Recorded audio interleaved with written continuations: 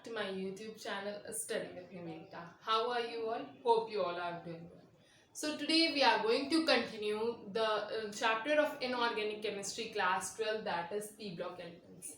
Last दो videos में हमने फर्स्ट वीडियो में हमने ग्रुप 15 के सारे जनरल ट्रेंड्स डिस्कस किए और उसके बाद वाली वीडियो में हमने डाई नाइट्रोजन और अमोनिया को पढ़ा। अब ग्रुप 15 के ही कुछ लास्ट के टॉपिक्स रह गए हैं, जैसे नाइट्रिक ऑक्साइड्स और फिर nitric oxide and nitric acid. बाकी सारी चीज़ें सिलेबस से कट चुकी हैं for this year. And nitric oxide वाला भी जो टॉपिक है वो भी डिलीटेड पोर्शन में ही आता है, बट मैंने इससे रिलेटेड कुछ क्वेश्चंस देख रखे थे सैम्पल पेपर्स में, इसीलिए अकॉर्डिंग टू मी इसको एक बार जनरल ट्रेंड्स इसके देखना जरूरी है। देखिए नाइट्रिक ऑक्साइड क्या है? नाइट्रोजन से बनने वाली ऑक्साइड्स जो है, नाइट्रोजन की ऑक्साइड, उन्हें हम नाइट्रिक ऑक्साइड्स कह रहे हैं। मेनली हमारी एनसीईआरटी में 6 तरह की नाइट्रिक ऑक्साइड्स डिस्कस की गई हैं। पहला है die nitrogen oxide. Die nitrogen, देखिए नाम से पता चल रहा है 2 नाइट्रोजन होगा और 1 ऑक्सीजन होगा, तो N2O। इसका ऑक्सीडेशन स्टेट +1 होता है इसमें नाइट्रोजन का, और इसकी प्रॉपर्टीज क्या क्या है? कलरलेस होता है और न्यूट्रल गैस होता है। ठीक है, गैसियस फॉर्म में एग्जिस्ट करता है, कलरलेस और न्यूट्रल होता है।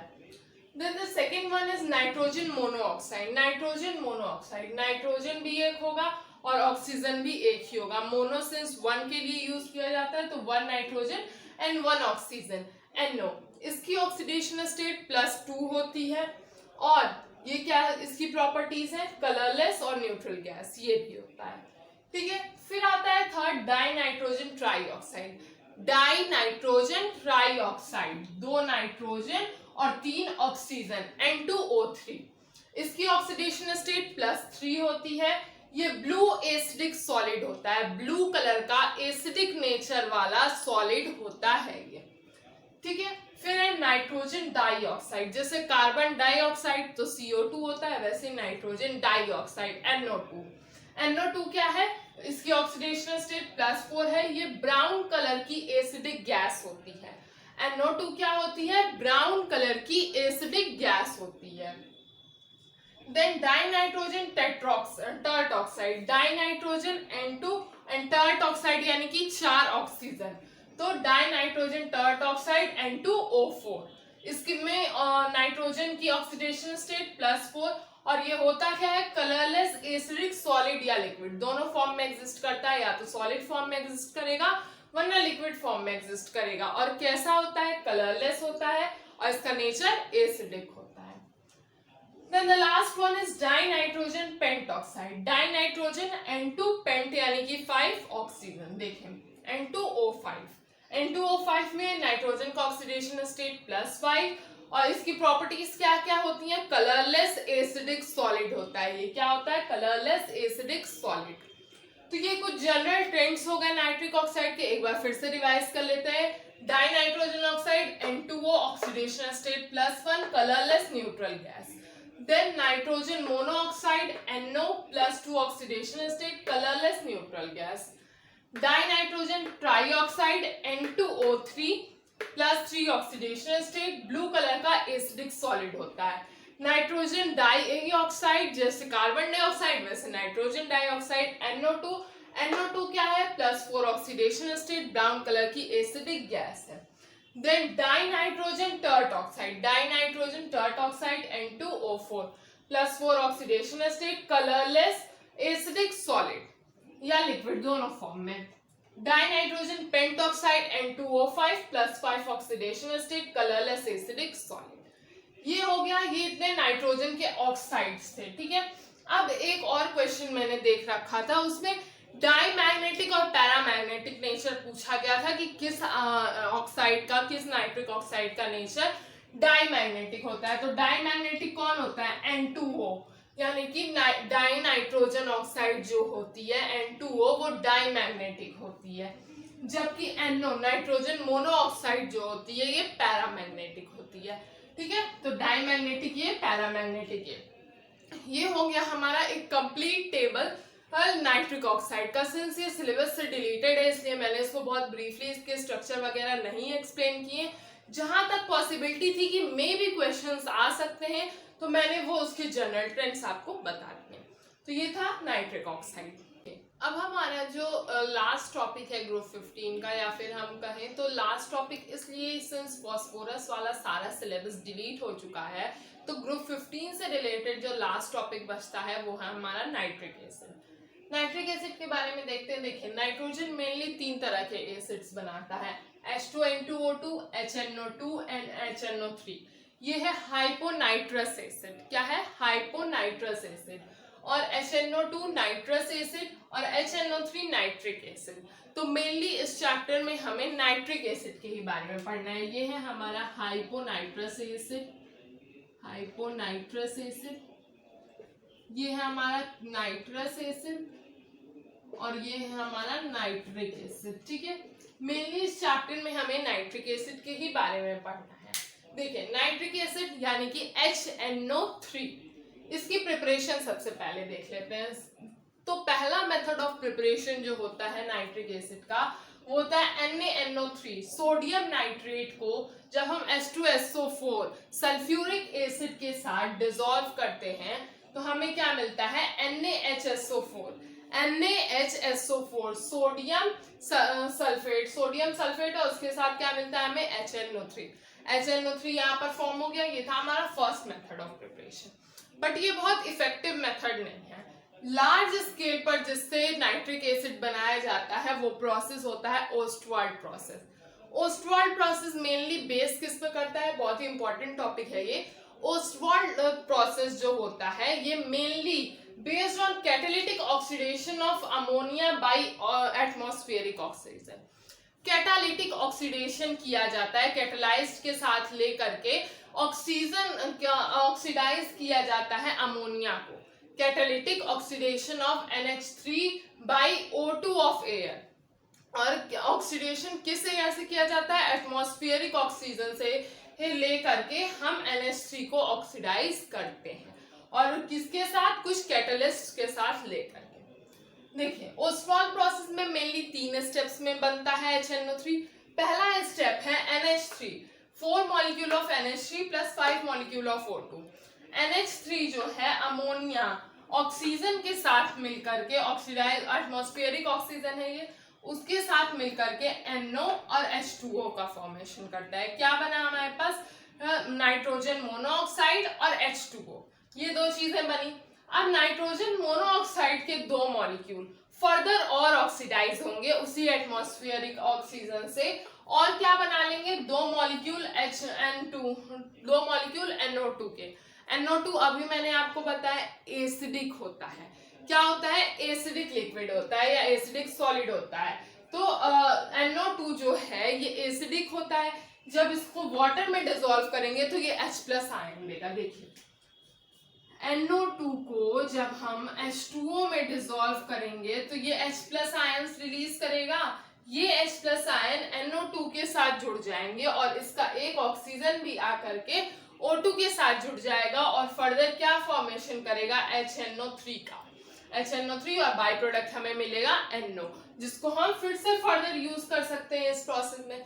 ठीक है, तो ओस्टवाल्ड मेथड क्या कहता है? किस पे बेस्ड है? पहला पॉइंट तो ये कि किस पे बेस्ड है, तो catalytic oxidation of ammonia bye किससे ऑक्सीडेशन कराते हैं? थ्रू ऑक्सीजन ऑफ एटमॉस्फेयर या एटमॉस्फेरिक ऑक्सीजन से।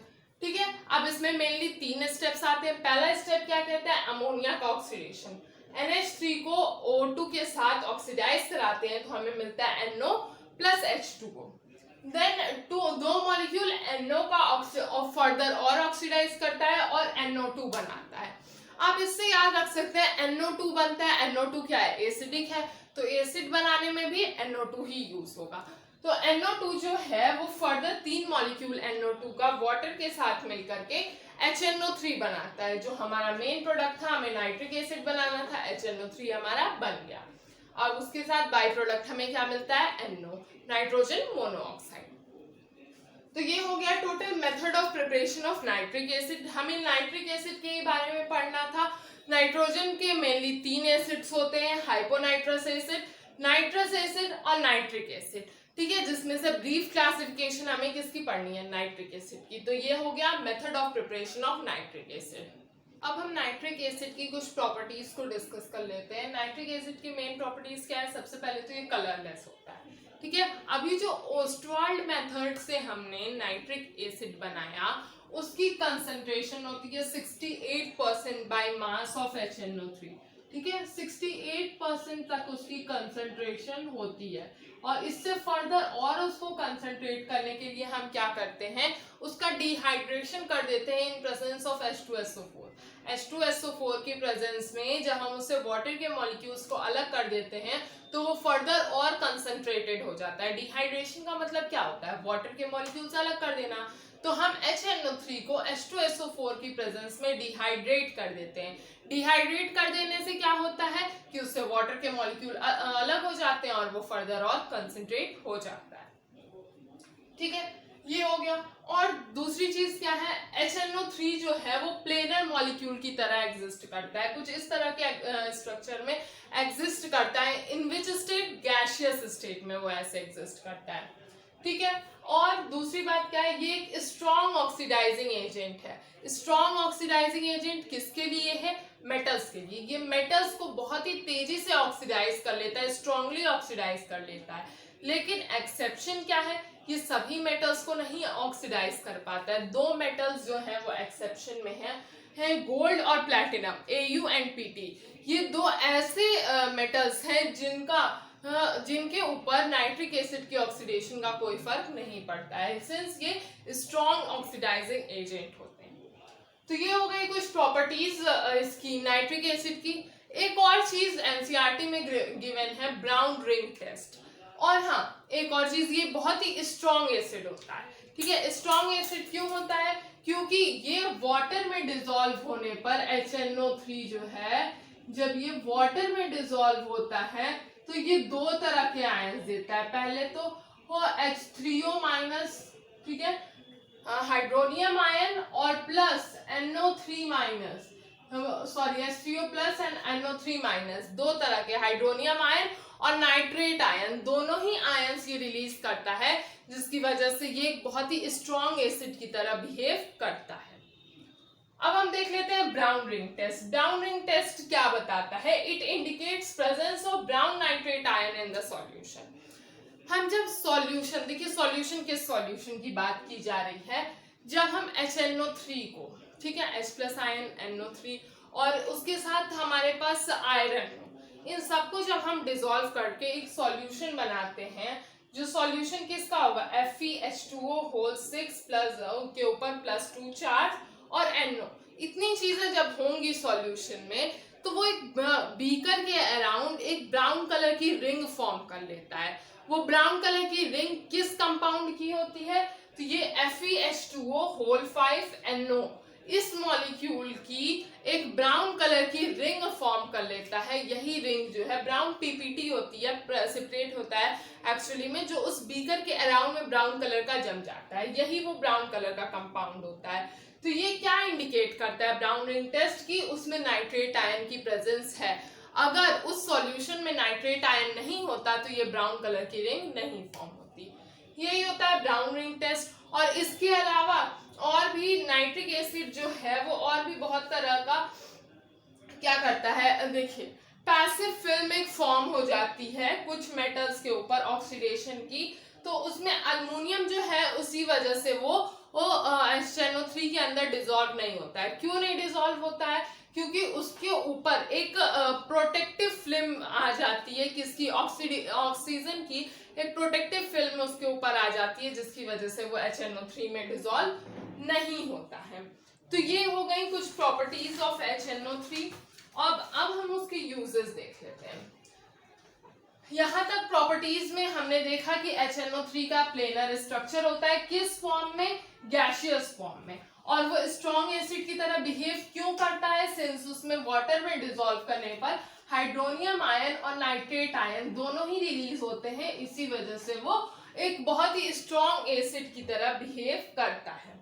देखिए नाइट्रिक एसिड का मेन यूजेस क्या क्या है इसके। पहला यूज जो है वो क्या कहता है, इन मैन्युफैक्चर ऑफ